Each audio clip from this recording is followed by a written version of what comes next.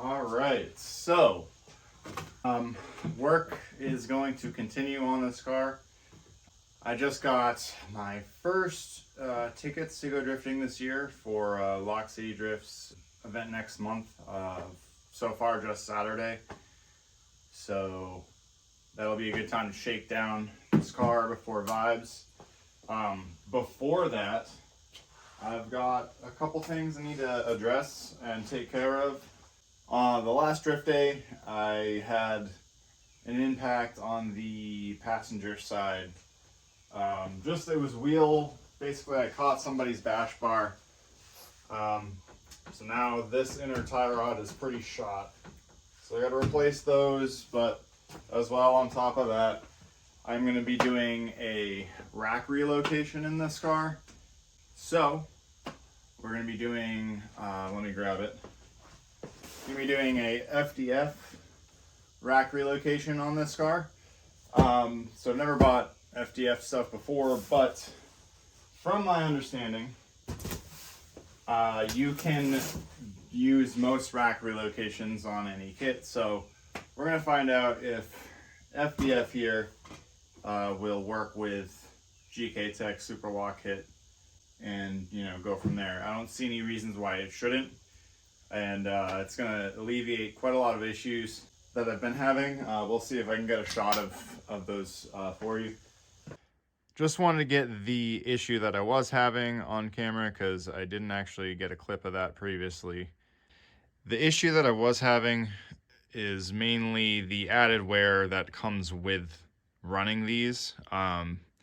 Seeing as you are moving the inner tie rod away from the center point of the rack, it causes a lot of rotational force when you're steering at high angles. So when I was going through tech, I would get some comments about the offset rack spacers, but basically the play that was happening at high angle was almost about that much, and that is not what you want. And that is again moving the whole ram. It's rotating the whole thing.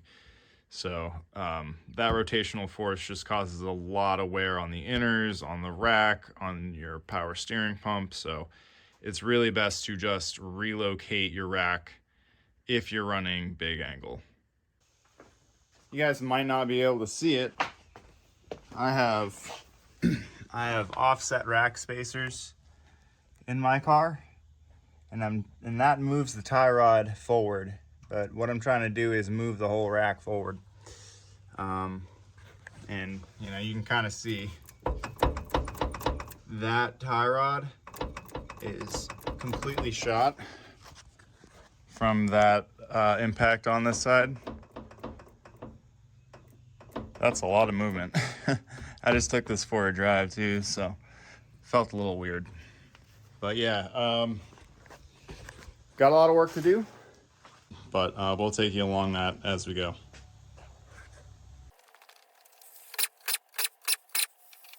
First thing we need to do is take off this skid plate here. So unfortunately, this is where I normally jack my car up from, and this kit, it looks like we're not going to be able to jack from this point after we do the rack relocation, so keep that in mind. But we got to take this skid plate off and then take the lines off of the rack. There are 2 17 mils and 6 14 mils, 1 here, 2 here, 1 here, 2 here.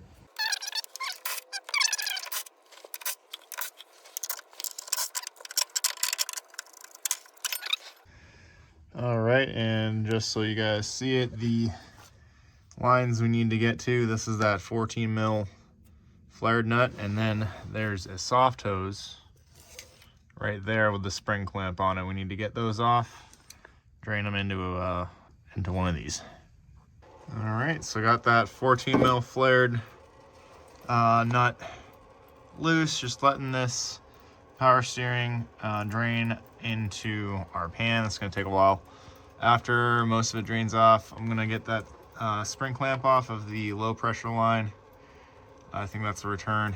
and we'll be good to go with the fluid at least. Now I got the spring clamp off of the rubber hose. That is going to be a lot harder than getting that flared nut off, but yeah, that should be good. Might want to, while you're at it, just steer it a couple times to work a little bit more fluid out, and should be good on this step.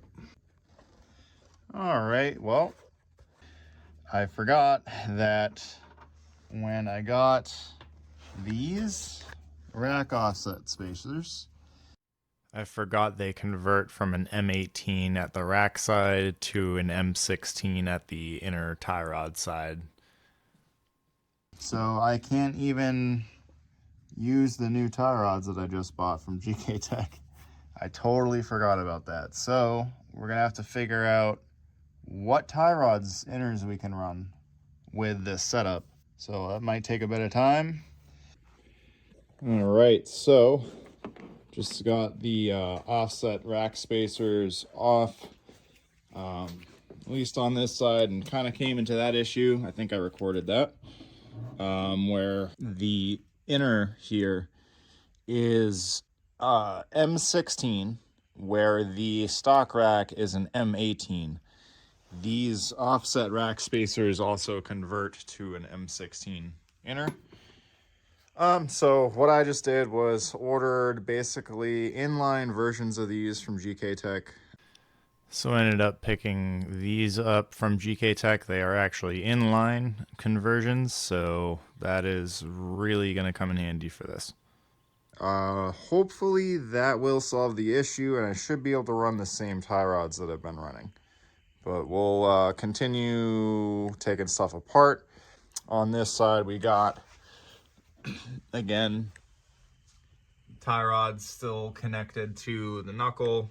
So what I need to do is get these LCAs out, and to do that, I gotta take the sway bar off, take the coilovers, bolt off, and then I can take those out. Well, got the driver's side LCA out. Pretty straightforward. Right now, the knuckle's just kind of hanging on the front upper camber arm, but yeah, everything else is gone. Good to go. You can see the power steering lines that we disconnected earlier. You can see the ram right there for the steering. I just disconnected the sway bar coilover. Then there's a bolt under here that you need to disconnect. If you've put your angle kit on, you would know right here, this bolt comes out, the knuckle drops out of the LCA, drops out of that cone right there, and then everything else just kind of came out in one piece. For install, you can break this up in two pieces to make it easier. It is possible to put this together, or put this in one piece. So right now, just cracking that offset rack spacer loose, leaving it on, and actually using a pipe wrench to undo the inner tie rod there. Just undoing the inner from the rack spacer and then letting that dangle off to the side, getting that offset rack spacer out.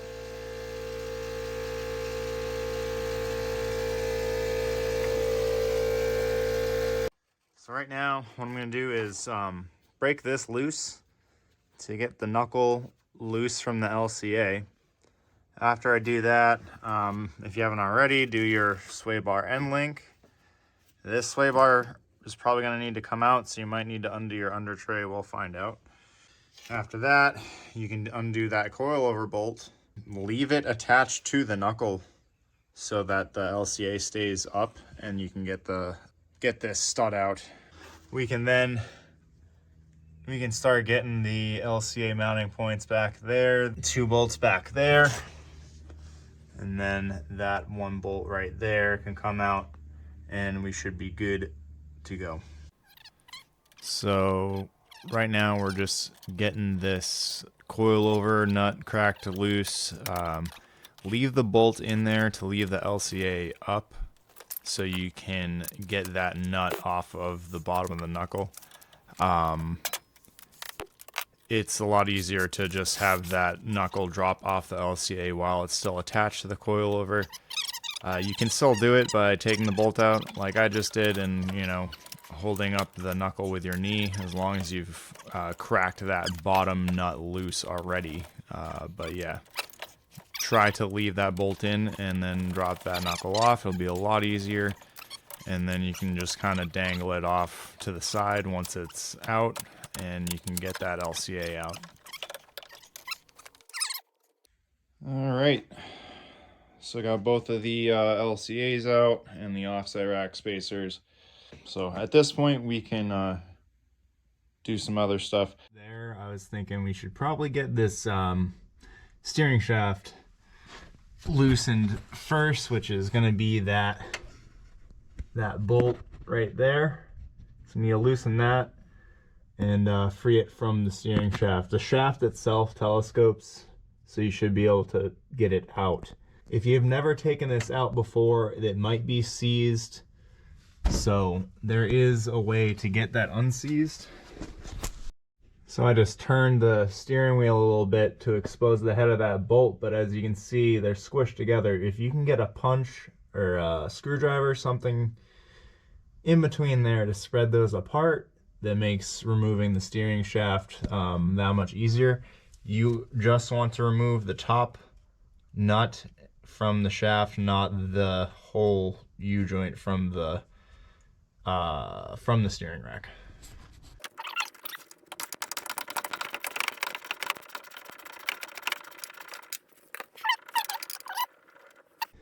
And as you can see, I liberally douse this with anti-seize when I put it back in. I recommend you do that as well. So now we can separate that collar from the shaft, undo those two bolts from the bottom, and drop the rack.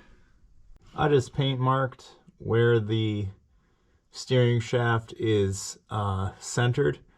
You can also measure the rams that come out of the steering rack and make sure they're even on either side, like with a digital caliper, and that will also suffice. But I just don't want to remeasure it when I put it back in.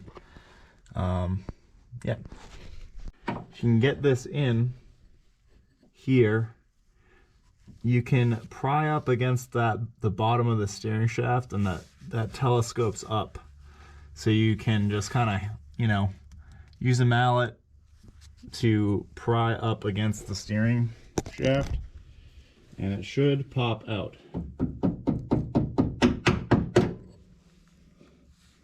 Almost out. I think I got it out.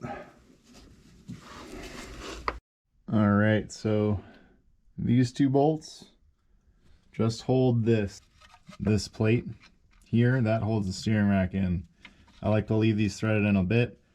There's this is I believe an 18 or 17 on the bottom, and it's a 19 up top. So you need a wrench up top to undo those. This is what holds your actual steering rack into the car. So with these threaded in a little bit, you can undo these all the way, and then when you're ready to remove the rack, just remove these two right here.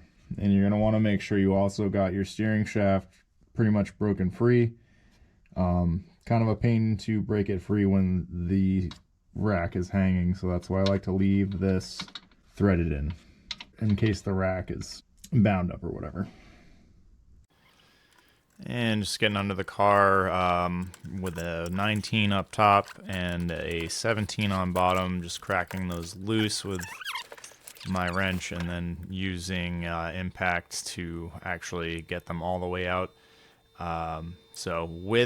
Then make sure you leave those bolts in, because this is what actually holds like the rack to the car. The plate will hold the rack up, but just make sure you do have those bolts in there. But yeah, you can easily reach up through the subframe to get a 19 mil up top and just use an impact on bottom, and it comes out pretty easily. Alright, so just want to show you guys, that's how I got the steering shaft free. I just wedged something in between the clamp. even with the anti-seize job I did, this is still a pain in the ass. So just be aware of that. Now we're gonna drop this rack. The rack is pretty much free at this point, so be careful lowering it down and make sure your steering shaft is disconnected.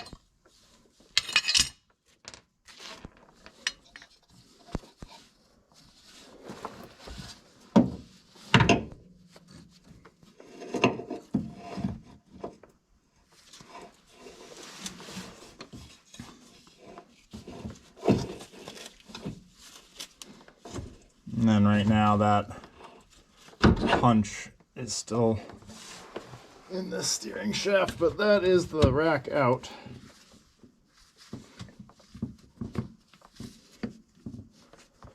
Sweet.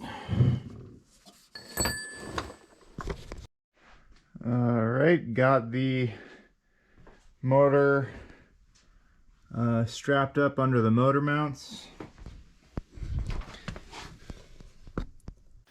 And now we can go ahead and undo these subframe braces. I believe they're 14 mils. One's held on with a nut on top, and the other one is a bolt. There is also one of these is holding in the subframe. That one is torqued to 89 foot-pounds. I believe that's a 19 mil holding that one on, but that was giving me a whole lot of trouble. So, well, you guys will find out in the next clip. All right, so got both sides out, these little kidney bean things, the subframe brace stays, whatever you want to call them.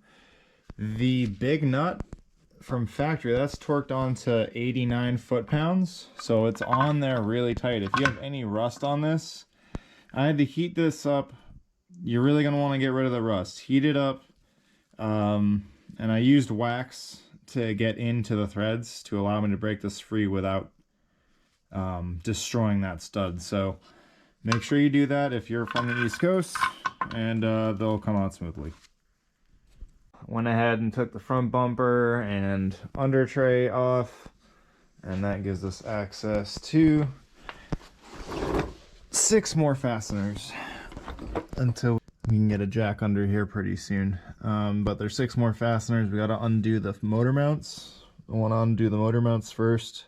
This nut on this side, same on the other side. This on this side, and then that on that side. Those all can come out. All right, so I'm going to use my transmission jack to get this down. You could use a normal jack, but just going to get this under here. I already got the long bolts out from the front 2 holes, outermost holes of the that like collapsible piece. I don't even know what to call that crash zone, but yeah, I'm gonna get this under here and get this down.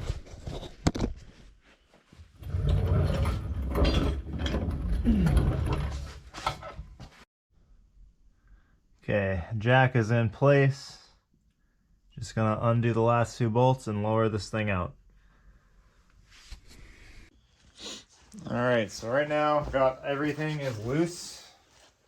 I have the knuckles on the back side of the coilovers, and like they're turned pretty far to allow for the sway bar to clear. I didn't really feel like removing the sway bar, but if you look, that subframe is free, so I just got to lower it down and kind of shake it. Now I'm going to try and lower the subframe.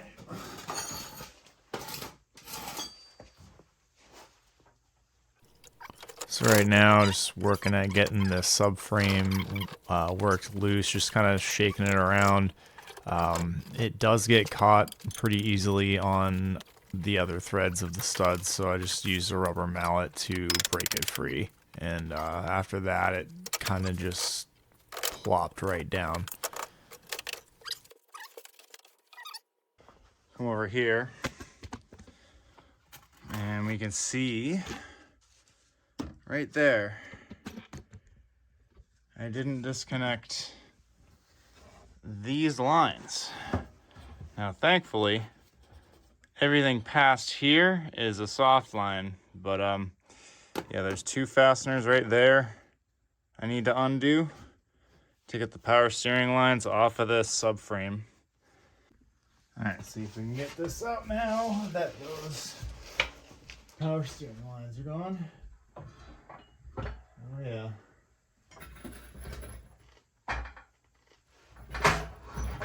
Oh yeah.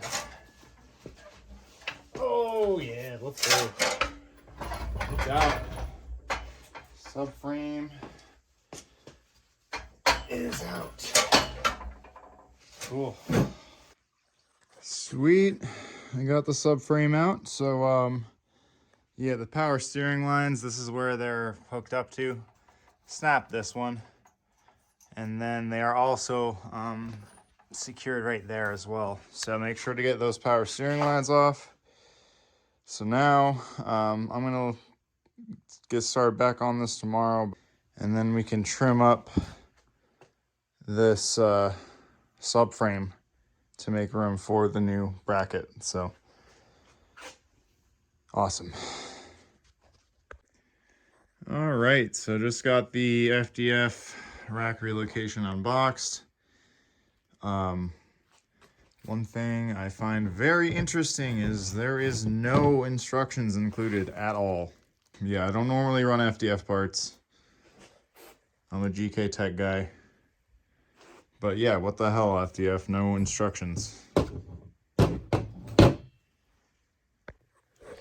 Now, not like a big deal that it doesn't have instructions. It's just kind of a pet peeve. Everything else I've ever been shipped always comes with something.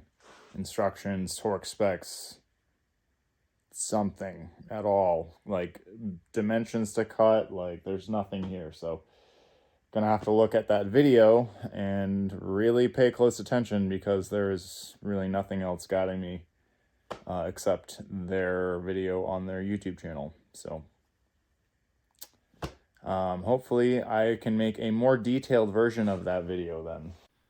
So in this clip, I'm explaining I'm taking out my GK Tech solid rack bushings and replacing them with the FDF ones.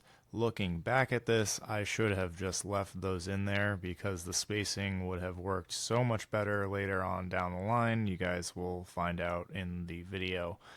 If you're installing a FDF rack relocation with your GK Tech kit, use the GK Tech solid rack bushings.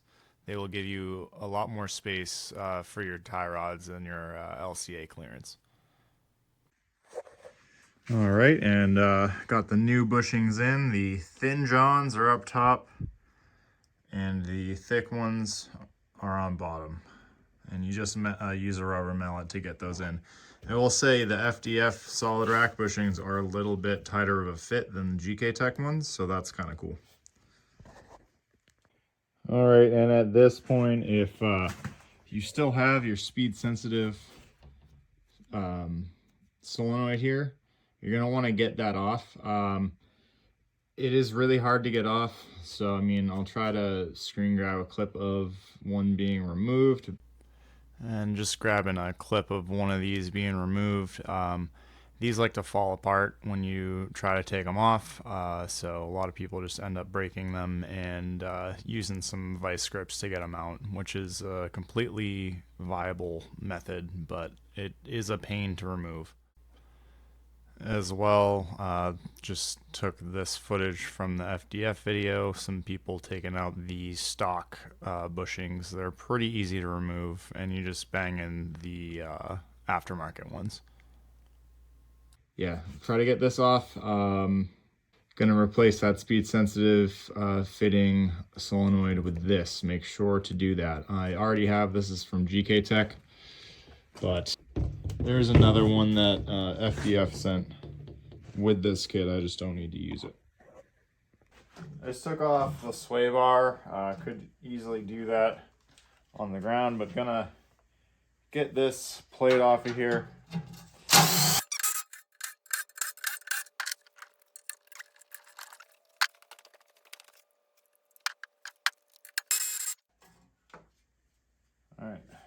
that plate comes off.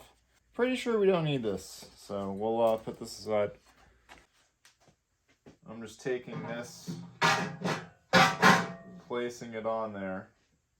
I paint marked the edges of where I think I'm going to want to cut. I'm probably going to cut on the other side of those lines, because on the FDF video, and I don't know, it does not a final release version, but their cuts weren't lined up. But all they said was to make sure that these cuts were shy of the motor mounts on the other side. And that's what I'm going to try and do. So this is what I'm doing. We are going to cut this subframe up.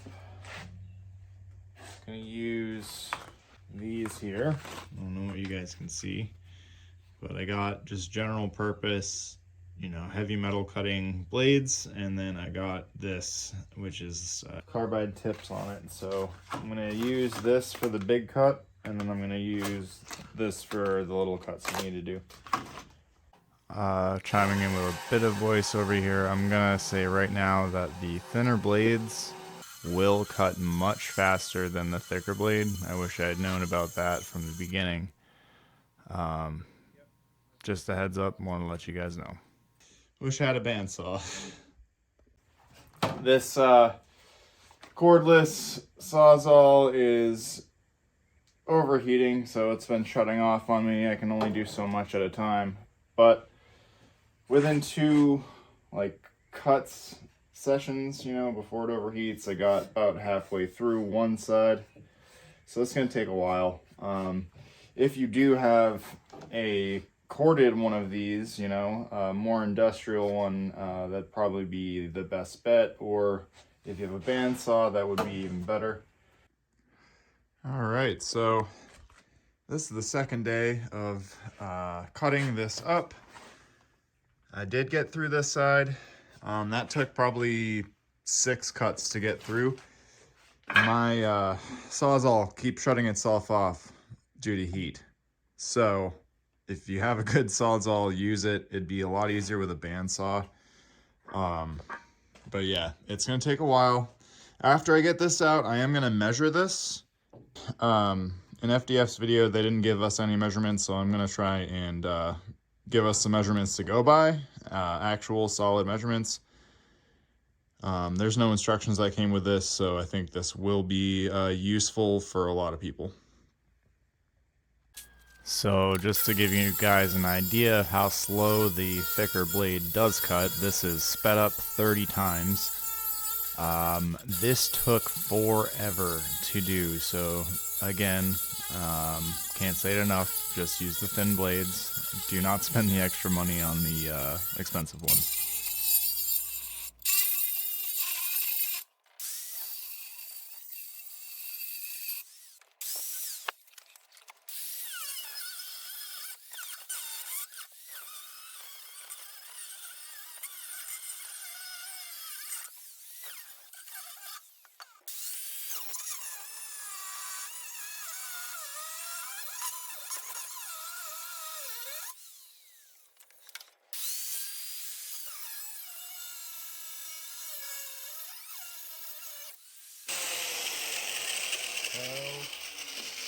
Yeah.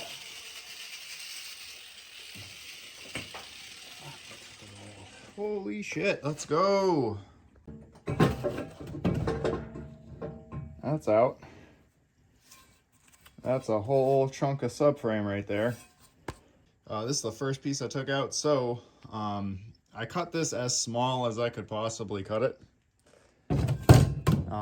I hope I don't have to cut again, but if I do have to cut again, I can use an angle grinder, because, you know, I have a lot of space on the inside for the motor here. So the angle grinder cuts way faster, but you can only do it in certain areas. That definitely sped up the process. But yeah, angle grinder kind of put in work just then. So right now we got a few more pieces to cut, but I will update you guys as I figure that out. Gonna give you guys a measurement here on the rack side. We've got a little over 17.5 inches. on the opposing side. Just a scotch over 17 and a quarter. So that is the measurements that I cut anyways out of this. I imagine you could just go 17 and a half even, and that would also do just fine. All right, so after we got that piece of subframe out, As you guys can see, I probably left like maybe a quarter of an inch off either side of this bracket.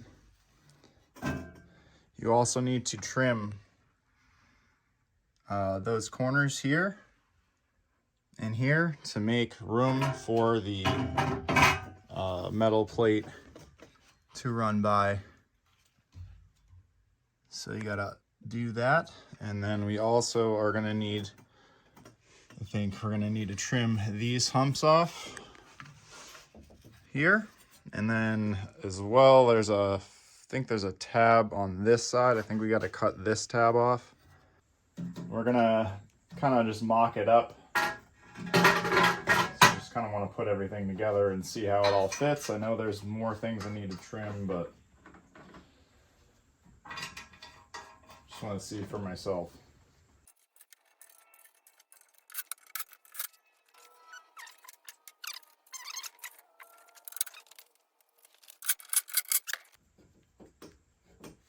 Yep. So if you cut just about like a quarter inch off of that bottom plate, it looks like everything's gonna clear. We gotta grab the steering rack, see how that fits in here. Okay, I see. So right here, this rib needs to come off to fit the steering rack in.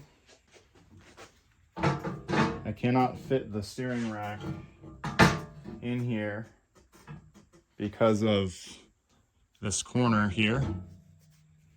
Right here is hitting this rib, so we gotta lop that off as well. Because we are shy. We are about a ½ inch shy from bolting up. So we'll get this back out and do some more trimming. And in this clip, I'm using the thinner blade on the Sawzall, and I do not have this clip sped up whatsoever, just to show you guys how much faster this actually cuts through the aluminum. Again, don't buy the carbide tipped thick blade, just use the normal metal cutting blades. You will get done with your project so much faster, and yeah, don't be like me.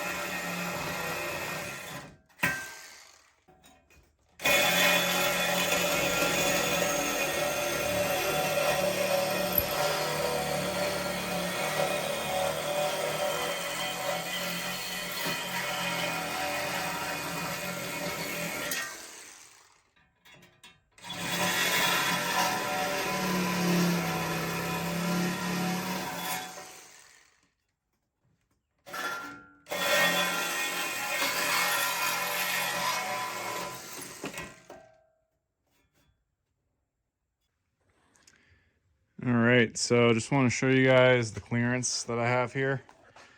I had to trim the subframe right here so it wouldn't hit the rack. As well, subframe has to be trimmed up here for the boot and tie rod clearance. Right there, that needs to be trimmed up. And then right now, I'm touching right here. So I'm gonna just put the smallest little notch right there. Same thing under here. You want to trim this up as well. All right, so here's a shot of what I have trimmed. That whole rib needs to basically come off. You could try to make it flush And then on this side, not the whole rib needs to come off, but a decent amount of it. Okay.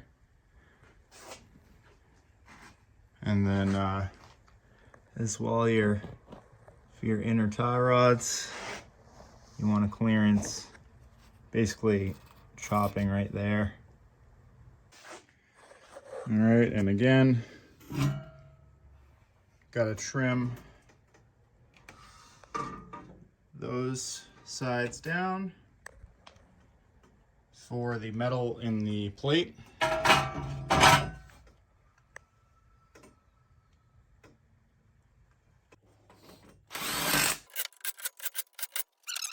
So the smaller bolts at the front of the subframe go to 25 foot-pounds, and the larger nuts at the back go to 45.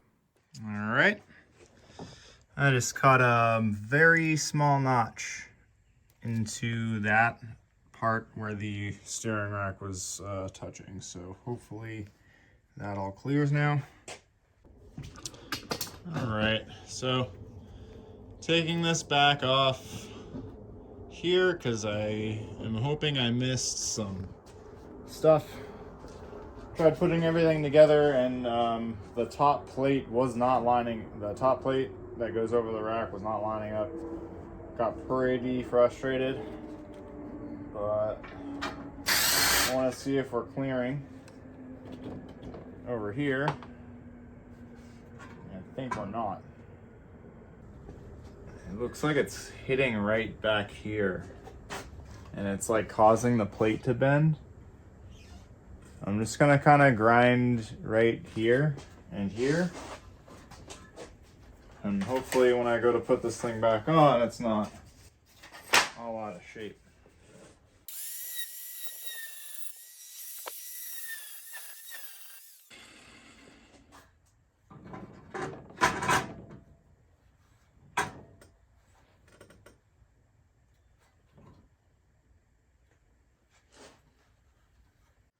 What I'm noticing right now is with it laying,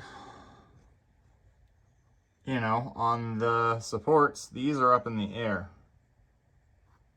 And when I go to tighten these down, it like bends the plate.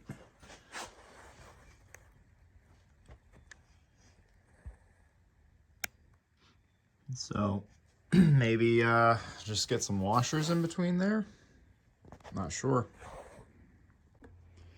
I'm gonna try using these underneath where it doesn't touch the subframe. So I'm gonna wedge these in between this plate and the subframe, hopefully preventing this from bending. All right. So this is the second time I've tried to fit this.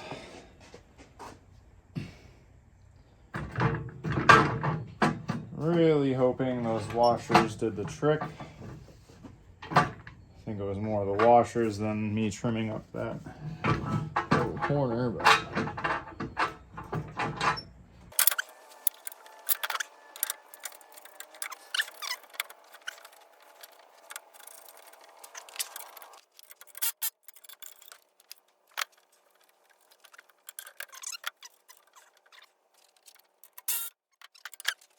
I guess we'll show this. All right, so this is something that I'm coming across, and I've double checked clearancing and all that stuff.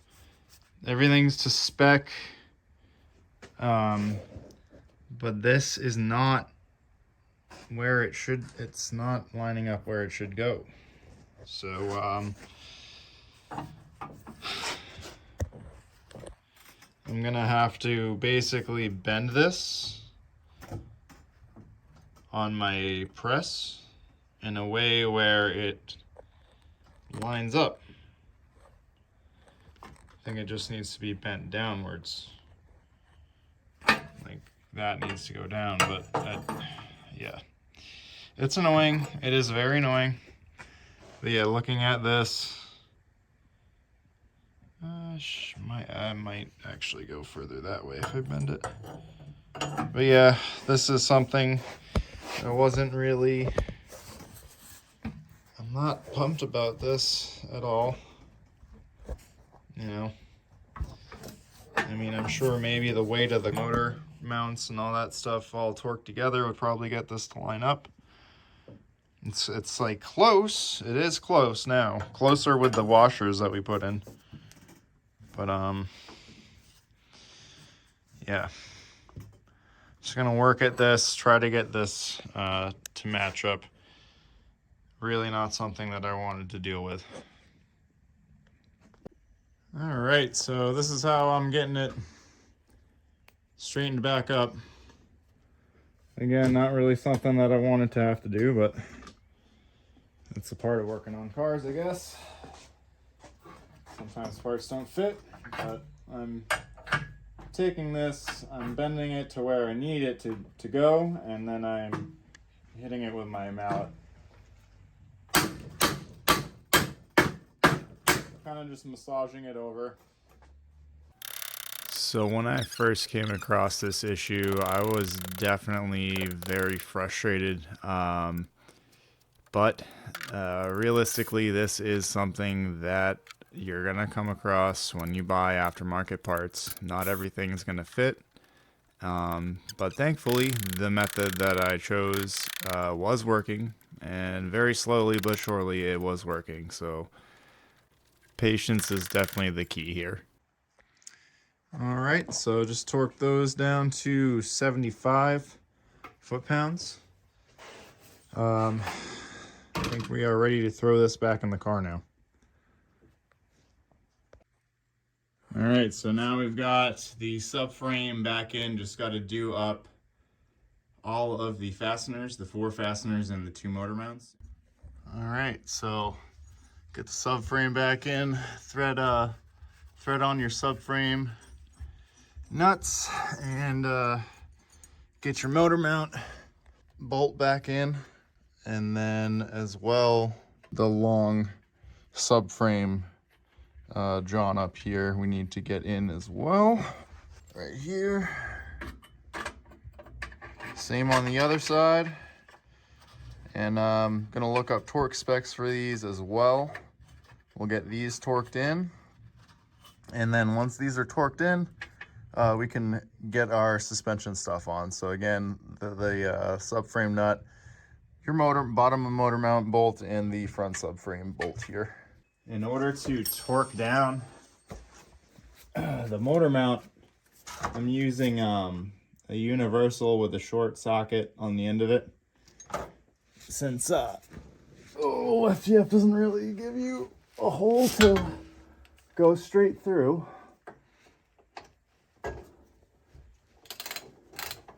This is our option.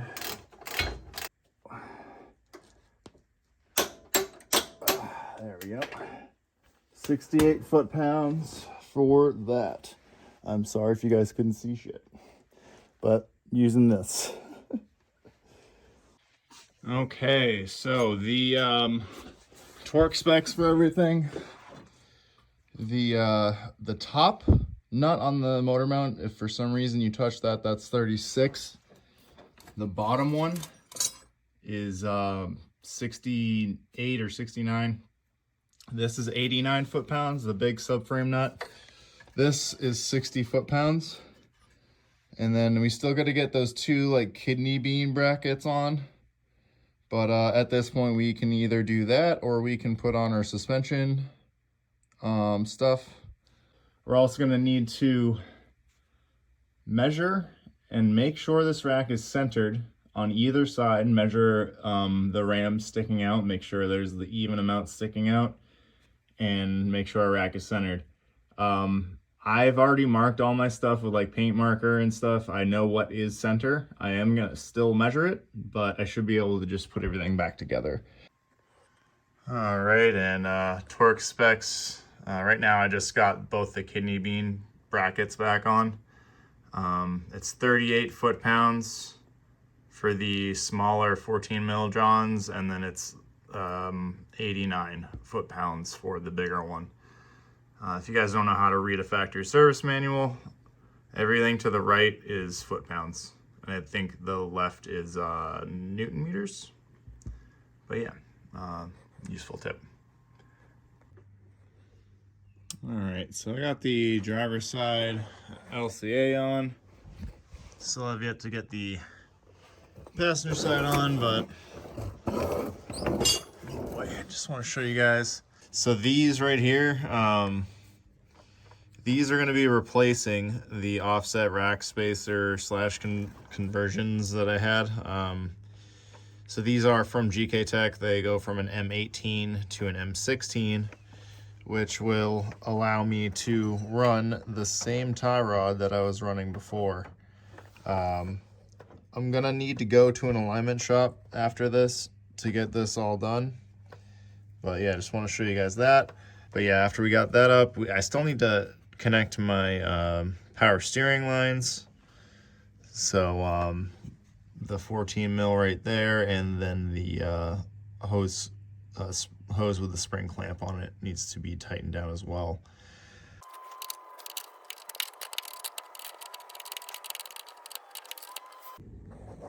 All right, so got the passenger side LCA back in. Just got to get this knuckle back on. I jacked the knuckle up out of the way so I could get the LCA in easier. You could go ahead and take the knuckle off and shit, but that's so much work. Better to do it this way. But yeah, we got both LCAs in. I got the power steering lines hooked up.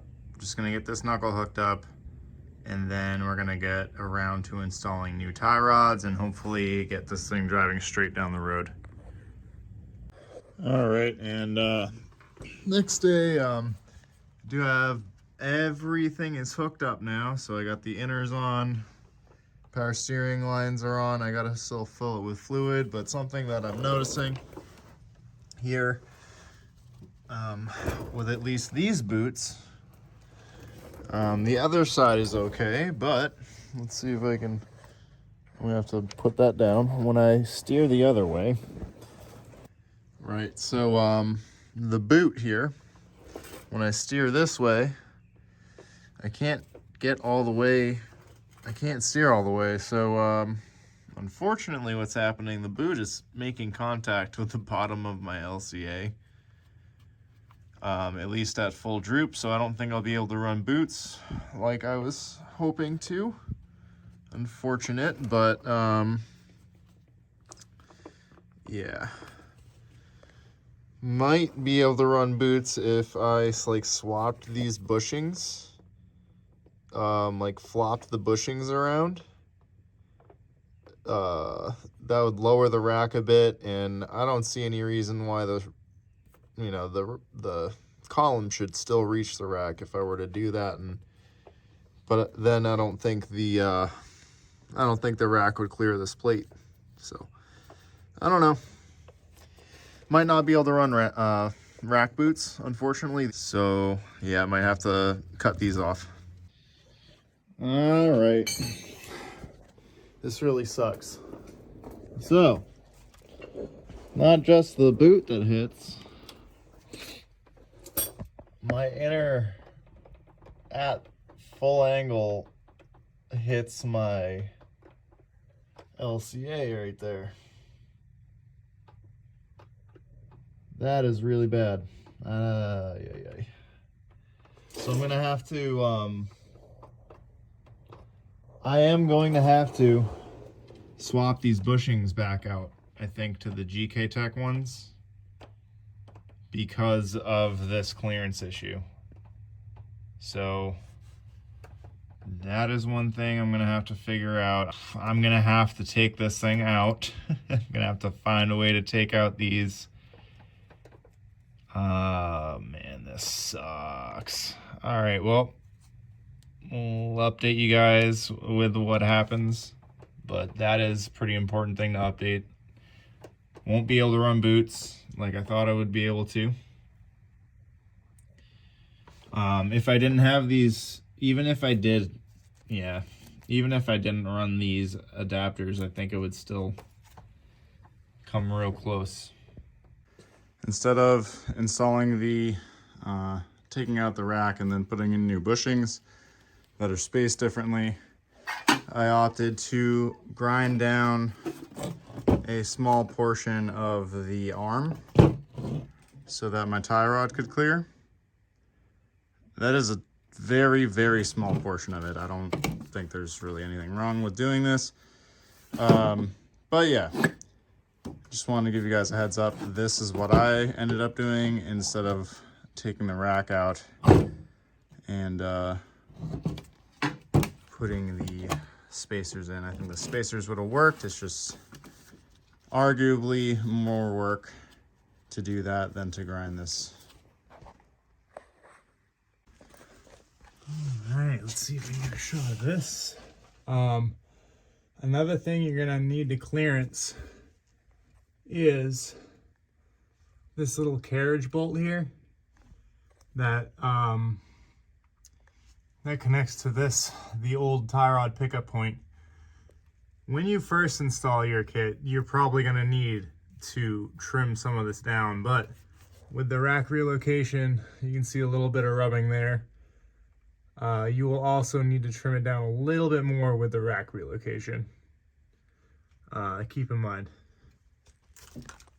All right, so had to stop and get a new battery, but got the car started and finished bleeding the power steering system. So, you know, you want to fill it up when it's off all the way as much as you can, and then start it up with the power steering pump, suck all that through, steer it a couple times, fill it, keep going, fill it, and just keep going until you get all the air bubbles out, and watch your level, make sure it doesn't drop too much. It really shouldn't, it doesn't take much. But yeah, that is the rack relocation. Did kind of have to do some funny stuff with the LCAs. I didn't really have to. I could have probably gotten away with using the GK Tech solid steering rack bushings because of the spacing, or flipping the FDF ones upside down to get the tie rods farther away from the LCA. Either way, the arms are super thick and beefy, so I don't have any issue clearancing the arms at all. Like, I don't care. You know, some people that might irk them out, whatever. It's a way to get it done. So that is done. Rack relocation is done. So if I come across anything else, you know, clearance issues, whatever, I will let you guys know. Just gotta basically torque everything back up and make sure we're good. Get the sway bar back on, and then we're gonna throw that front bumper back on. We aren't gonna be reusing these brackets anymore. And with that, the rack relocation video is over. The FDF rack relocation kit does work with the GK Tech angle kit, the Super Lock kit with the LCAs, just fine. So it does take a little bit of grinding on some of the LCA, but other than that, it does work. You could also use the GK Tech solid rack bushings to get it to fit, but I did go drifting and it does feel really damn good now. So definitely feels a lot better.